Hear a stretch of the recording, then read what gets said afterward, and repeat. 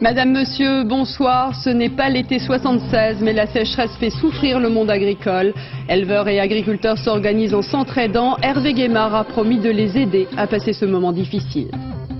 La mort des deux fils de Saddam Hussein tombe à pic pour George Bush. Cette victoire occulte les critiques, mais en Irak, les attaques continuent.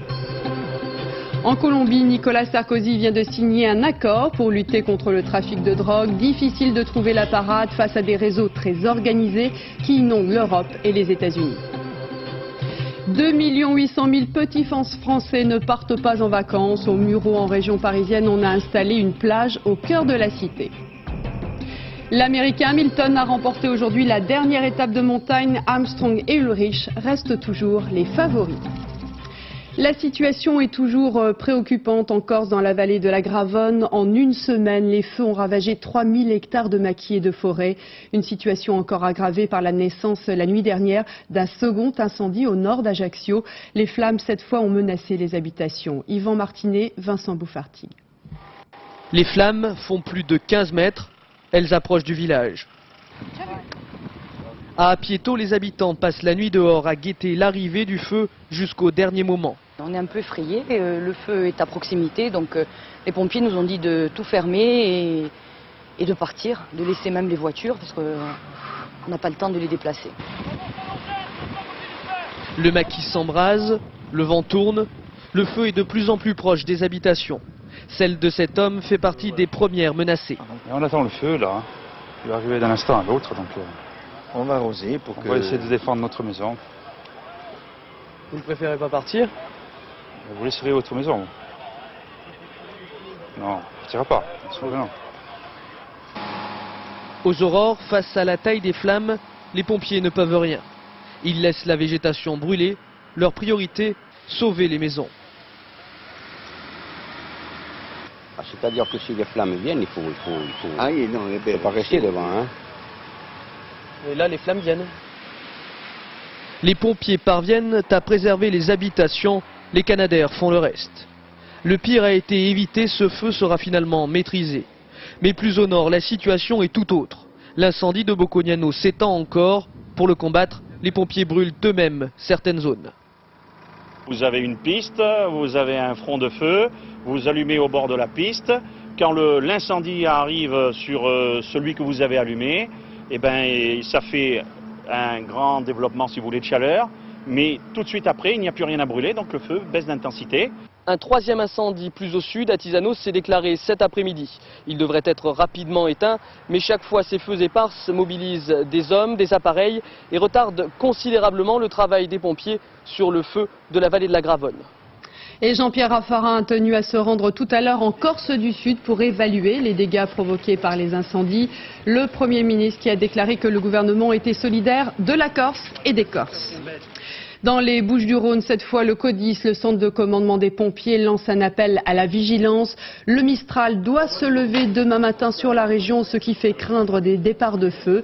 Cet après-midi, 2 incendies ont touché les secteurs de Salon de Provence et d'Aubagne.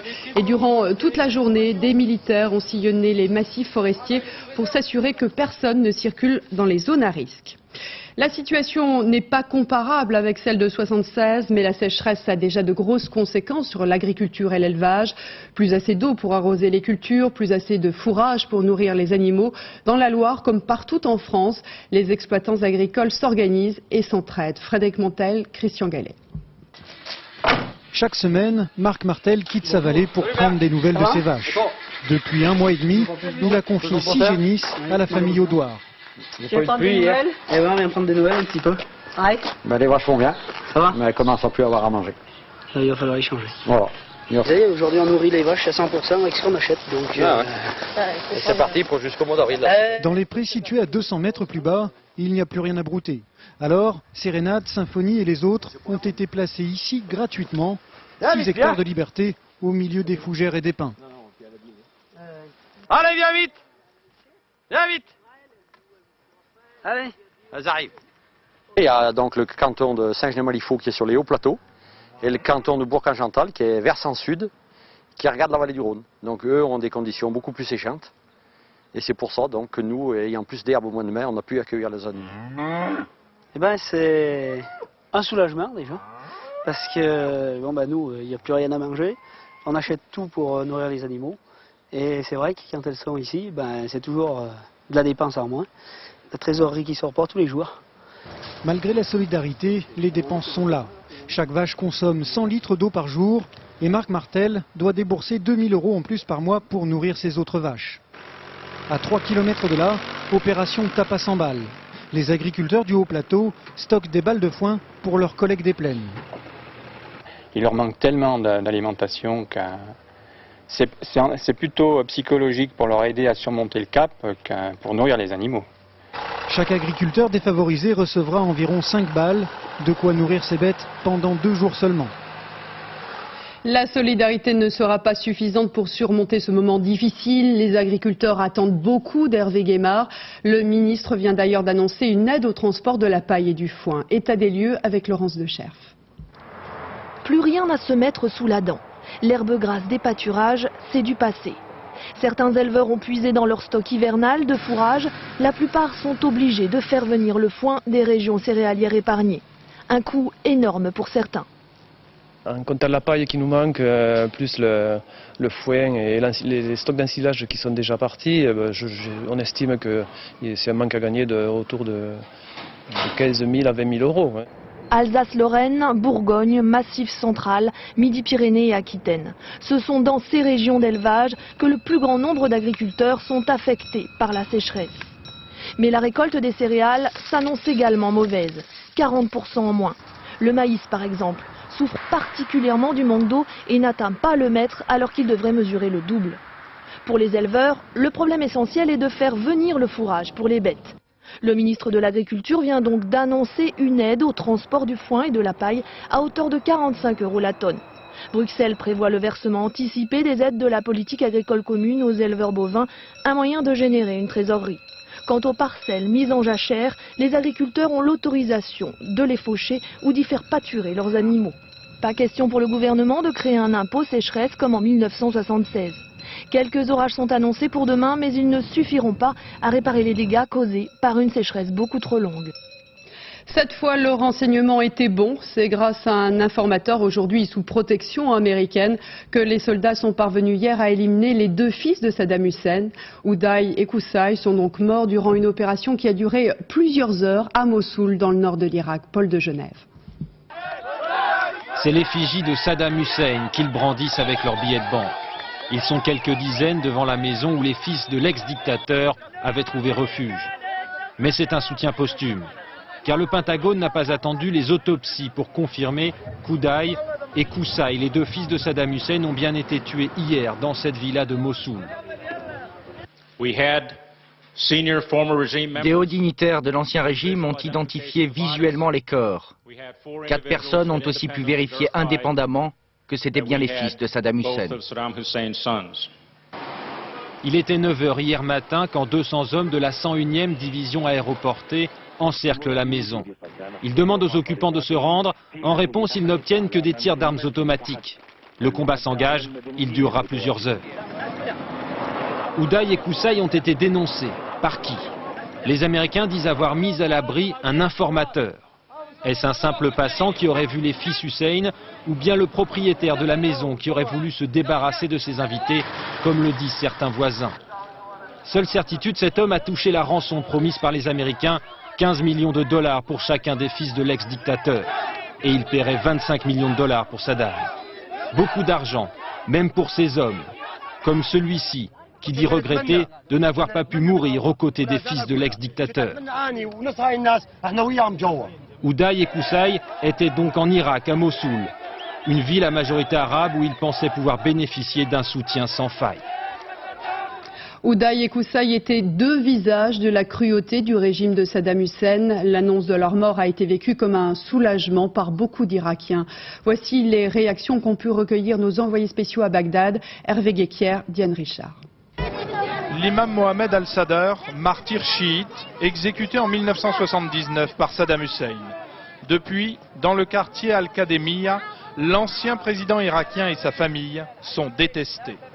La mort de Oudaï et Koussaï est donc accueillie avec une joie non dissimulée. Bien sûr, c'est une bonne nouvelle pour les Irakiens. Eux, ils ont déjà tué le peuple irakien, alors ils méritent ce qui leur arrive. À quelques kilomètres, un autre quartier, sunnite cette fois, Al-Adamiyya. Ici, l'ancien régime a encore de nombreux défenseurs. La mort des deux fils de Saddam Hussein suscite le scepticisme. Je ne peux pas juger si je ne vois pas de mes propres yeux. Si je ne vois pas, je ne sais pas. Il me faut une photo ou la télévision, comme ça je pourrais y croire. Mais au-delà du dogme et de la politique, les difficultés de l'après-guerre rendent souvent les Bagdadis pragmatiques. Oudaï, Koussaï, Saddam, ça ne nous concerne pas. Le plus grave, c'est qu'on n'a pas d'électricité, pas d'eau, pas de sécurité. Les Américains sont venus pour nous protéger contre Saddam et ils ne font rien.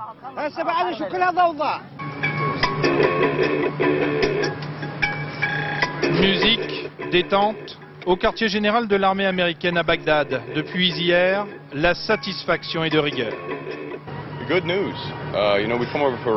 Bonne nouvelle, on est venu ici pour plusieurs raisons, pour libérer ce pays et pour chasser l'ancien régime. Reste à trouver Saddam Hussein, mais pour l'instant, l'ancien Raïs continue de narguer l'armée américaine. Hervé Guéquière, vous êtes en direct avec nous de Bagdad. On a entendu les réactions positives d'un soldat américain, mais est-ce que l'état-major, lui aussi, se montre satisfait ?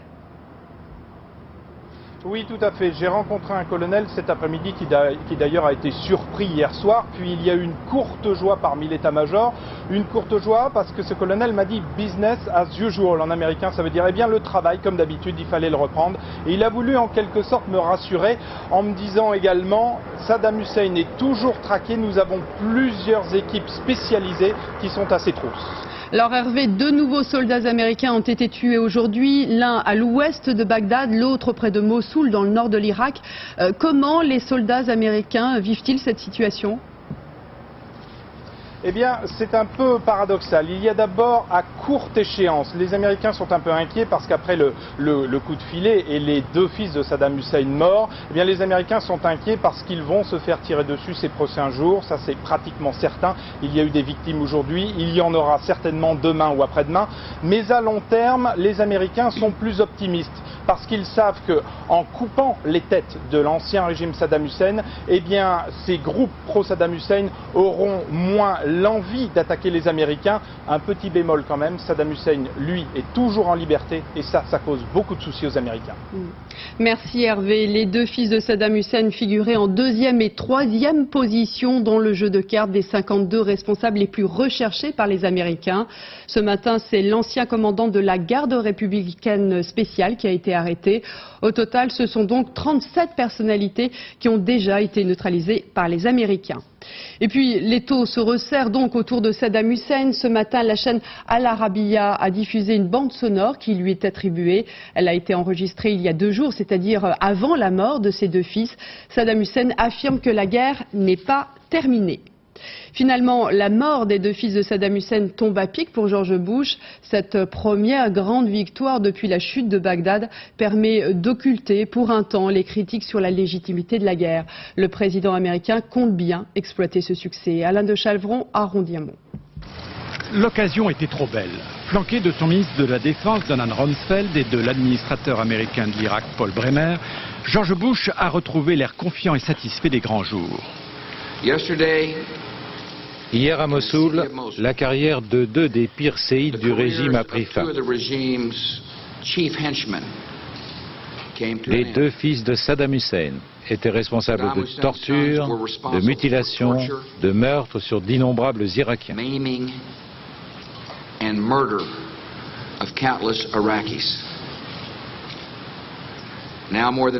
Désormais, plus que jamais, les Irakiens doivent savoir que l'ancien régime a disparu et qu'il ne reviendra pas. L'Amérique et ses partenaires ont tenu leur promesse de balayer le dictateur et la terreur qu'il faisait régner sur le peuple irakien, mais aussi sur le monde. Nous tiendrons également notre promesse de détruire les derniers vestiges de ce régime et d'aider le peuple irakien à se gouverner lui-même en toute liberté. Les armes de destruction massive, raison officielle de la guerre, ne sont plus qu'à peine évoquées. C'est le sujet qui fâche. George Bush ne prendra aucune question qui pourrait gâcher le plaisir du moment. Alain de Chalvron, bonsoir. Ce succès, on l'a vu, permet à George Bush d'occulter les sujets qui fâchent en interne. Mais est-ce qu'il permettra au président américain de retrouver les faveurs de la communauté internationale ?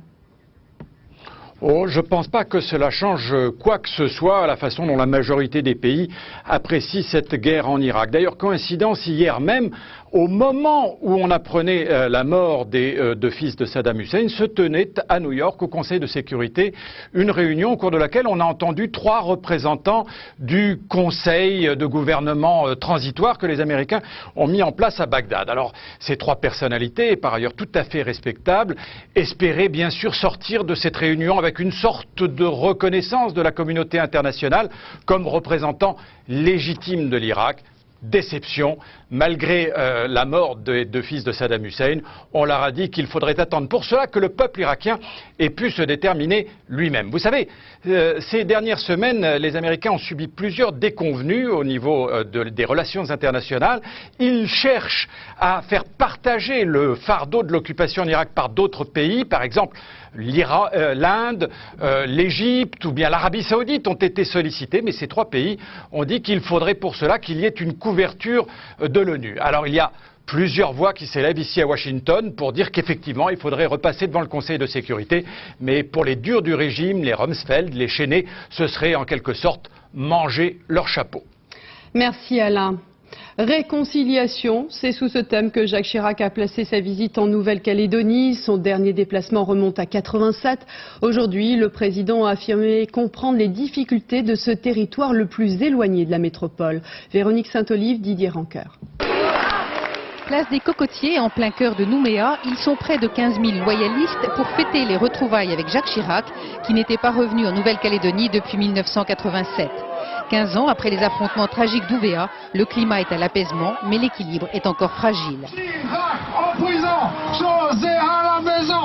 Ce matin, 1500 manifestants indépendantistes radicaux ont repris des slogans qui ont cours à 20 000 km de là, en métropole.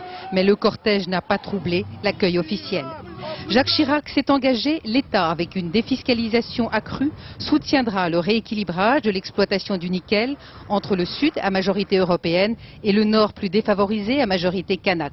Un grand pas vers le consensus. Et cet après-midi, le président de la République a préconisé le dialogue et la réconciliation pour un avenir construit ensemble. J'ai la conviction que l'intérêt d'une collectivité, dès lors que sa personnalité est respectée, n'est pas dans le séparatisme et le repli, mais au contraire dans l'adhésion à une communauté plus large, à une communauté plus solidaire. Aider le développement économique pour aller vers un consensus politique, accompagner le processus d'autonomie pour ancrer la Nouvelle-Calédonie dans la République, c'est le pari que Jacques Chirac fait aujourd'hui. Nouveau coup de colère du procureur de Nice, Éric de Montgolfier. Il s'étonne de la visite d'un député UMP dans la prison de la ville. Celui-ci a pu s'entretenir longuement avec un détenu placé en détention provisoire dans le cadre de malversations financières à la mairie de Nice. Olivier Théron, Frédéric Serrouli. Drôle d'endroit pour une rencontre. C'est pourtant ici, à la prison de Nice, mercredi dernier, qu'Yves Gégaud, député UMP de Seine-et-Marne, a rencontré pendant plus d'une demi-heure Michel Vialat, en détention provisoire pour une affaire de corruption dans l'attribution de marchés publics à Nice. Yves Gégaud, en tant que député, a effectivement, depuis l'entrée en vigueur de la loi Guigou, le droit de visiter quand bon lui semble un établissement pénitentiaire. Mais ce qui a choqué au tribunal de Nice, c'est qu'Yves Gégaud et Michel Vialat sont des amis de longue date. Ils se sont connus dans l'Essonne, tout comme l'actuel directeur de l'administration pénitentiaire qui a autorisé la visite et qui était sous-préfet de ce département. Pour Éric de Montgolfier, il y a là un détournement du texte de loi très préjudiciable à l'enquête. Si le juge d'instruction a pris cette disposition, qui met M. Vialat, présumé innocent, hors de la vie publique, c'est pour se garantir de toute concertation, de pression éventuelle. Le problème aujourd'hui est qu'on va interpréter cette visite, quoi qu'il se soit dit. Yves Gégaud, joint par téléphone, ne voit pas en revanche ce qu'il y a de choquant dans cette visite. C'est au titre de cette loi Guigou que Madame Buffet ou Monsieur Hérault ont été voir Monsieur Beauvais, et que moi je vais visiter un certain nombre de prisons et voir des gens qui m'ont écrit ou qui m'ont sollicité pour que je puisse les rencontrer. La différence, c'est que José Bové est sous le coup d'une condamnation définitive, ce qui n'est pas le cas de Michel Vialat, dont la cour d'appel venait la veille de la visite de rejeter une demande de mise en liberté. Un juge vient de mettre en examen l'ancien directeur de la prison de la Santé. Alain Gégaud est poursuivi pour homicide involontaire après le suicide d'un détenu en mai 1999. Il faut souligner que c'est une procédure rarissime. Florence Bouquilla, Marie-Pierre Cassignard. C'est ici, à la maison d'arrêt de la Santé, que Kamel, un détenu, s'est suicidé en mai 1999. Il se trouvait alors au quartier disciplinaire suite à une bagarre avec un autre prisonnier. Selon la loi, les détenus ne peuvent garder à leur disposition aucun objet ou substance pouvant faciliter un suicide. Or, Kamel s'est donné la mort avec sa ceinture. Depuis hier, l'ancien directeur de la prison de la Santé, Alain Gégaud, est mis en examen pour homicide involontaire suite à une plainte déposée par la famille du détenu. Pour le juge d'instruction, Bertholat Geoffroy, l'institution peut donc être tenue pour responsable du suicide d'un détenu, ce qui n'étonne pas vraiment le syndicat majoritaire chez les gardiens de prison. Nous ne sommes pas abasourdis, mais nous ne sommes pas surpris non plus, étant donné que nombre de nos camarades gardiens de prison sont mis en examen pour des faits qui se sont passés en détention. Aujourd'hui, pourquoi pas un directeur régional?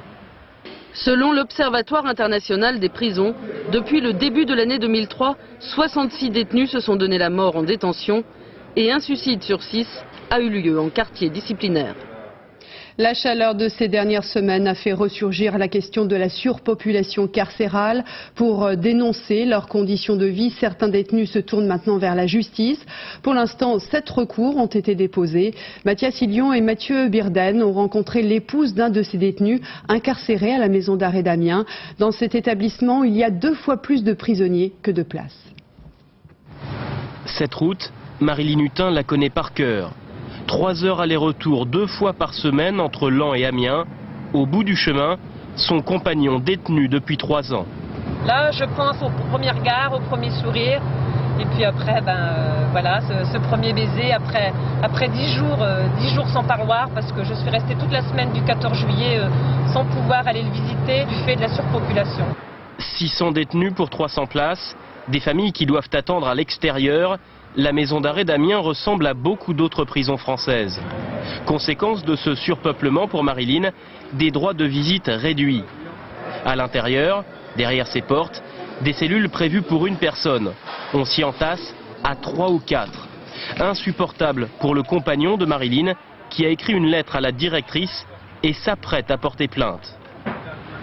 Madame la directrice, devant ces mauvaises conditions de détention, surpopulation carcérale, cellules insalubres et exiguës, violence physique, permanente en promenade. La liste des griefs est longue et partagée en grande partie par les syndicats de gardiens. Dernièrement, avant le 14 juillet, on avait été obligé de mettre un matelas par terre parce qu'on n'avait plus de place. On incarcère, mais on oublie de penser que dans les prisons, c'est plein. Il faut qu'on arrête aujourd'hui d'incarcérer les gens comme on le fait. À Amiens, dans les médias, il faudrait qu'il y ait une centaine de détenus qui partent pour qu'on commence à retrouver une stabilité. Membre d'une association d'aide aux détenus, cette avocate a elle-même porté plainte pour que les détenus soient hébergés dans le respect de la dignité humaine, comme n'importe quel citoyen. Plainte rejetée. On savait bien qu'on était dans le symbolique et que notre plainte allait peut-être bien être classée sans suite. Mais le symbolique, il faut qu'il fasse bouger les gens et les choses. En un mois, 6 détenus ont déposé plainte contre l'administration pénitentiaire pour que leurs conditions de vie à l'intérieur des prisons aient un écho à l'extérieur. La nouvelle est tombée comme un couperet en pleine période de vacances. Les salariés du fabricant de cigarettes Altadis, l'ancienne Saïta, viennent d'apprendre que les usines de Morlaix et de Lille vont fermer leurs portes. Ce sont 533 emplois qui sont menacés. Frédéric Vion, Dominique Mas. C'était la dernière usine en France où l'on fabriquait des cigarettes brunes et dans 2 ans, elle n'existera plus. Dans ces ateliers des faubourgs de Lille, près de 60% de la production était dévolue au tabac brun. Un marché en constante régression. Aujourd'hui, notamment en France, ce marché est en déclin de environ 13% par an et encore plus en ce début d'année, puisqu'après la hausse des prix qui est intervenue au janvier, on a eu une baisse de 20%. Mais les salariés, eux, dénoncent une logique financière et la course au profit pour les actionnaires. Car leur usine, selon eux, est rentable. Il y avait 3 nouvelles machines ultra rapides qui venaient d'être installées, donc c'était quand même une usine qui demandait à s'agrandir plutôt qu'à fermer. Vous pensiez que c'était une usine qui était là pour rester? Bah oui, sinon j'aurais pas démissionné de mon ancien travail pour venir ici. Pour l'instant, les 456 salariés ignorent encore quelles mesures sociales leur seront proposées par Altadis. Cet après-midi, ils avaient décidé d'arrêter les chaînes de production. Ce soir, 7 militants de la Confédération paysanne sont toujours en garde à vue. Hier, ils ont été interpellés alors qu'ils venaient de détruire une parcelle de maïs transgénique à Guyancourt, dans les Yvelines. Le syndicat de José Bové demande leur libération. Julia Delage. En quelques minutes, 600 mètres carrés de maïs ravagés. Hier, à la tombée de la nuit, ils étaient près d'une cinquantaine d'écologistes sur les terres d'un centre d'expérimentation non loin de Guyancourt. Une à une, ils ont arraché les fleurs de maïs de cette parcelle qui pourrait contenir des plants transgéniques. Une action qui est absolument illégale, mais qui est totalement légitime. Il est normal, il est demandé aux citoyens de se défendre quand il est attaqué.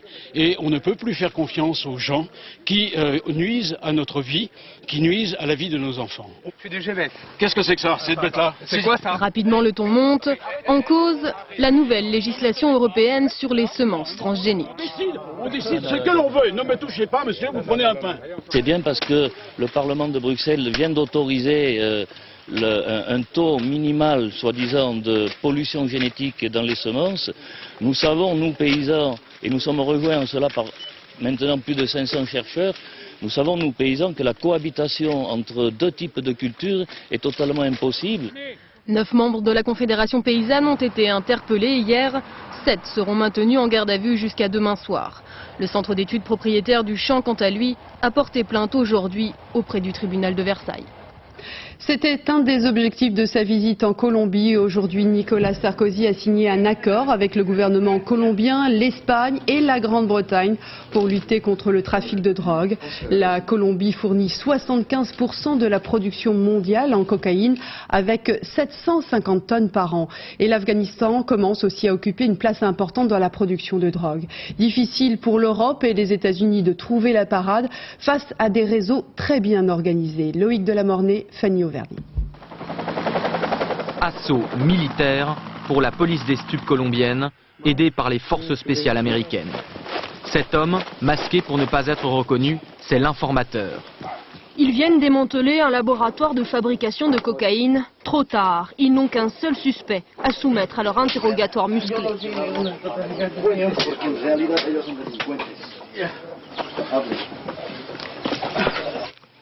En 2002, la production de cocaïne a encore augmenté. La politique répressive a ses limites, avec les trafiquants comme avec les cultivateurs. Par 2 fois, les champs de coca de Don Emiro ont été aspergés de pesticides par les avions de l'armée colombienne.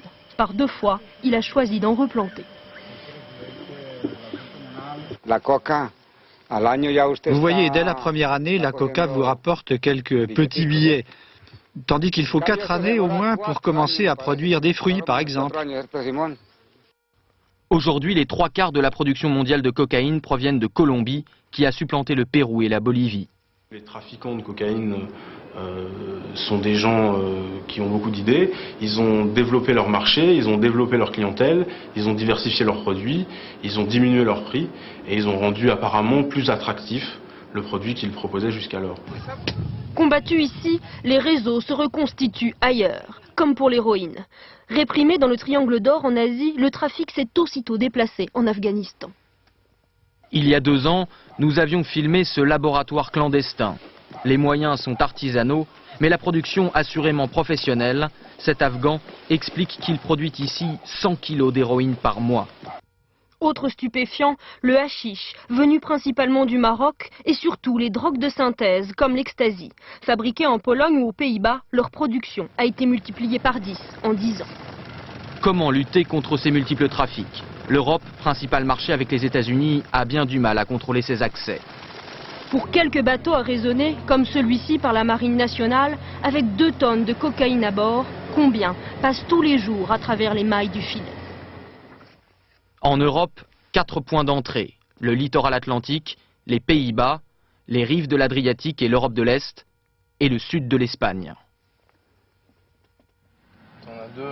Une fois dans l'espace Schengen, la circulation est facile. Sur ces images, en Hollande, nous avions montré à quel point il était rapide d'acheter de la drogue dure. 50 grammes. Combien tu payes le grammes? Je peux payer en francs français ou pas? Oui. Ouais. Combien? 4005. C'est jouable. Ça fait un peu moins de 100 balles le gramme. Ouais.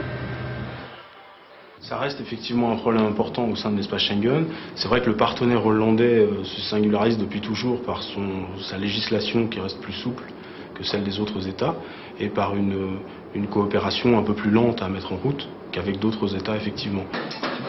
La coopération, c'est le maître mot de la lutte contre la drogue. En 1998, l'ONU s'était donné 10 ans pour éradiquer ce fléau. À mi-parcours, le bilan est bien mitigé. Dès ce matin, à 9 h, les touristes ont pu à nouveau apprécier le point de vue depuis la Tour Eiffel. L'incendie qui s'est déclaré hier soir au 3e étage de l'édifice a causé plus de peur que de dégâts. Amaury Guibert, Christian Leroux. Ils n'en reviennent pas, ces touristes américains. La Tour Eiffel est en feu. Un événement exceptionnel et tout de suite un dispositif conséquent. Il faut évacuer 3000 touristes. Dans les airs, un hélicoptère en surveillance.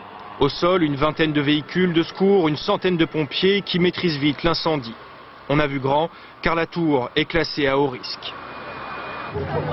Ce matin, elle a rouvert ses portes. Dans la file d'attente, des touristes, pas forcément inquiets. Des choses comme ça arrive toujours, hein. Ça peut toujours arriver. Donc, j'espère que ça va bien se passer.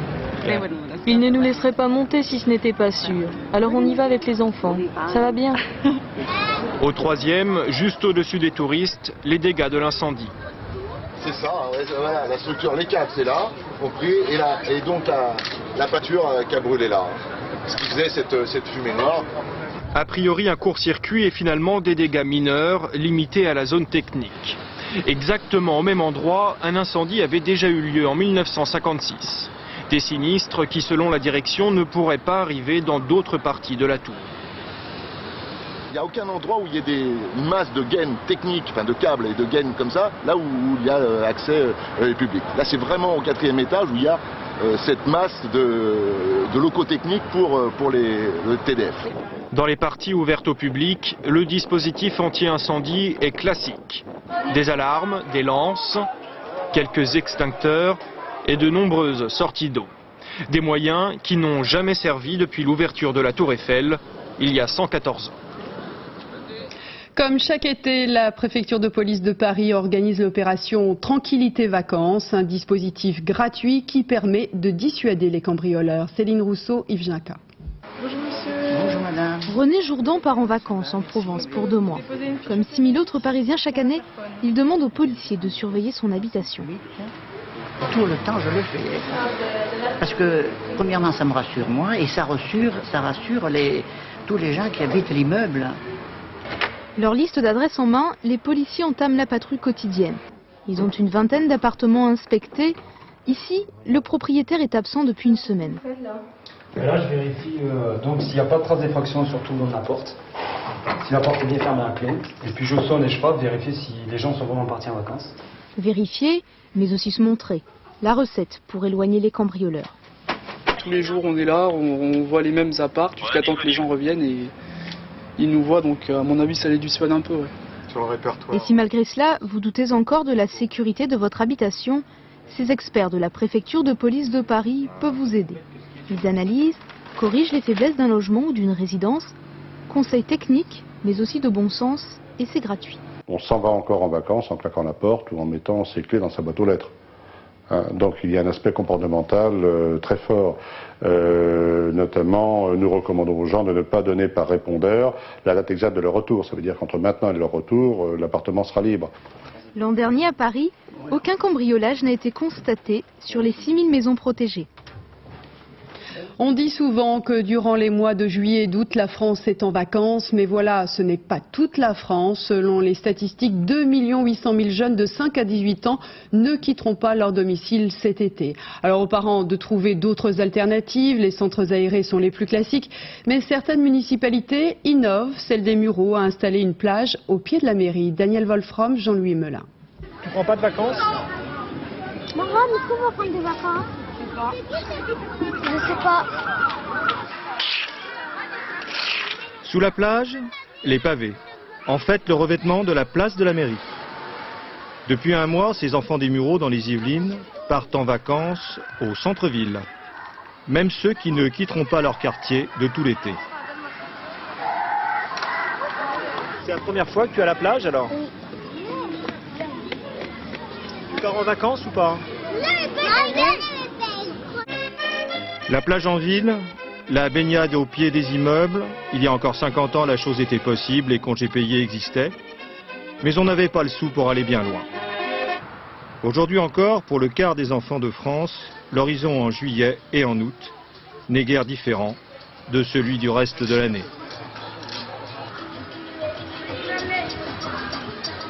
Qu'est-ce que vous faites si vous partez en vacances? Eh ben non, on joue avec le copain au 8 américain. On joue.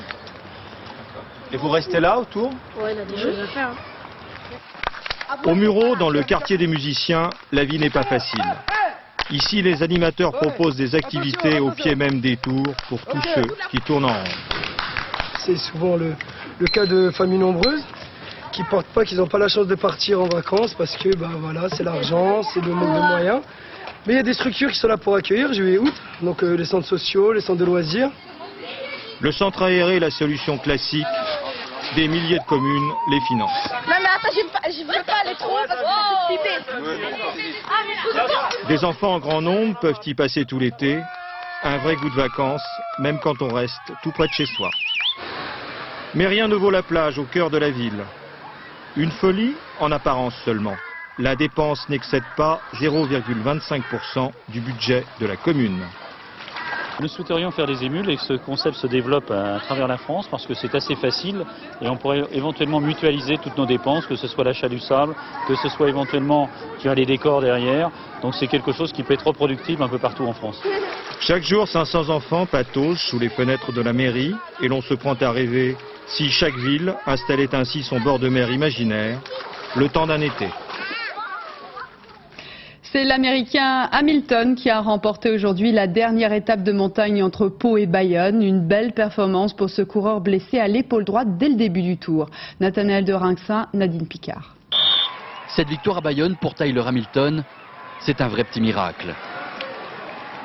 Cet après-midi, sur les routes du Pays Basque, l'Américain s'est joué des drapeaux du public et de ses adversaires du peloton pendant plus de 100 km. Une échappée solitaire, d'autant plus difficile à mener qu'Hamilton souffre d'une fissure de la clavicule. J'ai souffert tout le temps. Il faut dire que depuis quelques jours, je suis épuisé par la douleur ressentie sur le vélo et en dehors du vélo. Pris dans la chute collective lors de la première étape à Meaux, Tyler Hamilton se relève avec une fissure de la clavicule. Malgré la douleur et moyennant quelques bandes élastiques, l'Américain poursuit sa route pour le plus grand plaisir de la société américaine qui réalise un film de plusieurs millions de dollars sur le Tour et dont Tyler est le héros. L'affaire semble devoir en rester là, mais dans l'Alpe d'Huez, Tyler montre le bout de son nez. Attaque de Tyler Hamilton, Une attaque qui fait réagir le peloton à des doutes sur l'état de santé d'Hamilton. Moi j'ai pas vu les radios, mais quelqu'un qui a une clavicule fracturée ne peut pas faire ce qu'il fait. Pour couper court aux rumeurs, l'équipe d'Hamilton convoque la presse et affiche les radios de la clavicule. Cette fois, le doute n'est plus permis. C'est nous qui l'avons emmené le premier soir à l'hôpital et c'est nous qui l'avons emmené aussi à Nevers refaire des radiographies qui confirmaient qu'il n'y avait pas eu de déplacement, que rien n'avait bougé et ce qui expliquait qu'il puisse continuer le tour sans trop souffrir. À Bayonne, un Américain peut en cacher un autre. L'histoire d'Hamilton se termine dans un happy end digne des meilleurs films hollywoodiens. Le Festival de Jazz de Nice présente jusqu'au 29 juillet toute une palette d'artistes de renom, de styles et d'horizons très différents. Un programme éclectique, un aperçu avec Olivier Théron et Frédéric Serrouli.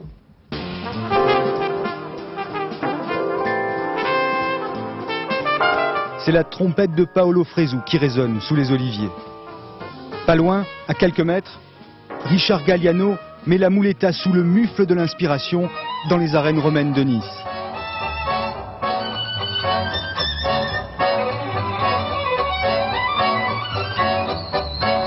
Le Festival de Nice est une promenade entre les jazz et les ambiances. moi j'aime bien le fait qu'il y ait plusieurs possibilités. Bon, simplement, effectivement, c'est difficile une fois qu'on a entendu quelque chose d'excellent, de passer à quelque chose de différent. Bon, au moins il y en a pour tous les goûts. C'est la rencontre des genres, des gens aussi, et puis des cultures en fait, tout simplement. La diva, Diane Reeves monte sur scène pour ressusciter des standards. La nuit s'arrête, suspendue à ses lèvres.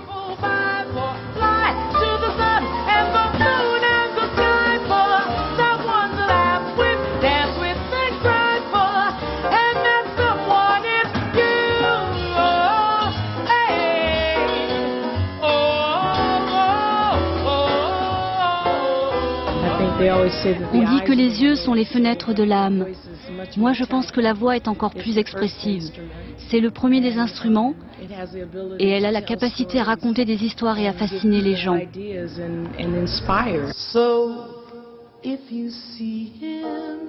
Le Nice Jazz Festival, dans un éclectisme fidèle aux musiques actuelles, proposera 16 heures bleues jusqu'au 29 juillet prochain.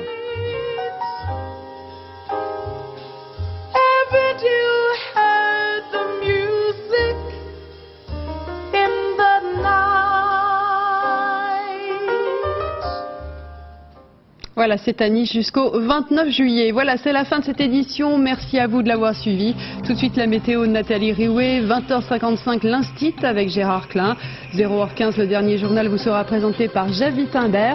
Dès 6h30, Télématin, dans les 4 vérités, Françoise David recevra Jean-Michel Lemétayer, président de la FNSEA. Et on se quitte sur ces images des Calanques d'Envaux dans la région de Cassis, un site magnifique où les vacanciers n'hésitent pas à profiter d'une eau turquoise. À demain, très bonne soirée sur France 2.